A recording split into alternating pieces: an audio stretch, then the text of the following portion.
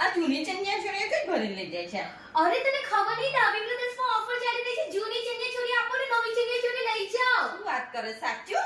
હા, તારી હોય તો લઈ આવ જા. હા ચાલ હું પણ હા મારી બહેનો, આ ઓફર તમે સાચી સાંભળી રહ્યા છો. જૂની ચણિયાચોળીના બદલે મળી રહી છે ડાબી બ્રધર્સમાં નવી ચણિયાચોળી. પણ આ ઓફર વેલ્યુ છે ખાલી 10 જુલાઈ સુધીને.